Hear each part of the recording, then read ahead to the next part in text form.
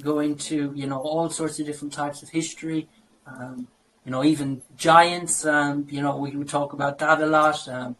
It's pretty much part of every culture around society. It's part of all their histories. We have all of these massive structures, these pyramid structures, even in the sea, well below the ground level of today. And you would see in the past, because of that lower level, then you'd have much higher oxygen levels, and then that would just create megafauna, megaflora. So you'd have, and then all of these stories then would all tie in together.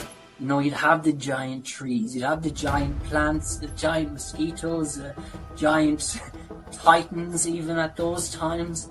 And then as things changed, I guess, and we started coming up on a higher plane, it changed from titans into giants, then into maybe really, really large people. So that definitely had an effect, and I think that's a big part of our history of the whole giants thing, and it's pretty clear it's been well, covered up. Funny enough, I came across one. It was called the Druids' Altar. It's local enough to me.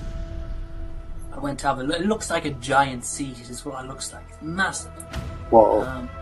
And pretty much it's on a private field. Most locals don't even know about it.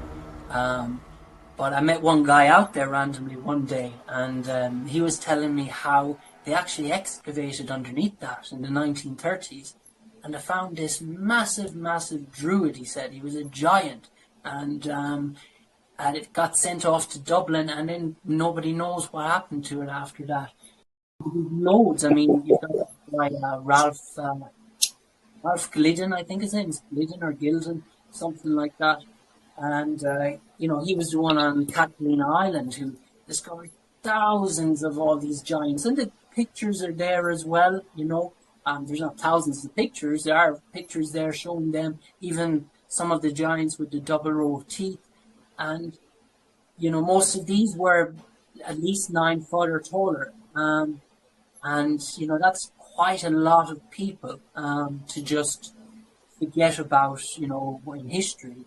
Well, I don't know if you've ever heard of The Lost Art of Steam Heating. It was a book. It was created by a guy named Dan Holohan, and he basically found the lost art to it with a lot of these old timers he worked with back in the day. And like we question a lot of these things where there's these massive buildings, and we're like, maybe they might have huge rooms with high ceilings, and we're like, how are they heating all these? But one thing you might notice is you see a lot of these metal vents. You could see them on the floors, or you could see them on the walls, and in different spots. And this was the actual original heating system that ended up getting replaced in pretty much nearly every buildings. I think there's a few buildings here and there that still have the old world heating system pretty much in place. And the way that was done is it's at such a scale, it's far more advanced than anything we have today. So basically what they do is like they send the water down through say these like deep shafts that go quite far down into the ground. And if the further you go down into the ground, the hotter things get. I don't know if you heard about that borehole, Kola. I think it's a Kola super deep borehole in Russia.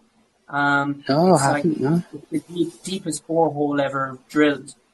But basically they had to stop anyway. All their machinery and everything was melting and all sorts, like the deeper they were going down. Wow. So basically what they were doing in these old heating systems was they were piping the water down, right?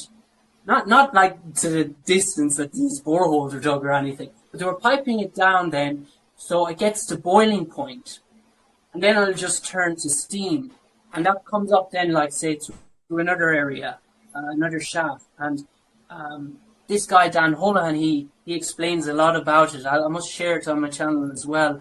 Yeah, please do. When it comes back up at the speed of sound, and that all of these old heaters that they used to have back in the day, the amount of heat they used to push out was quite a serious amount, and they changed the heating system so much. It really changed how people lived after that. They even applied different types of paint. It's funny enough, like if you apply a certain type of paint to your radiators, it decreases its heat output. So there are different tricks and different ways about. I think the terracotta color has the strongest heat output. For real? A lot of the ones in those old buildings, all those old radiators were all those types of colors, So they just it was a free heating system that just worked by itself. It didn't really even need any maintenance, and that was what heated all of these massive mansions, these massive buildings all over the world, and they've gotten rid of it.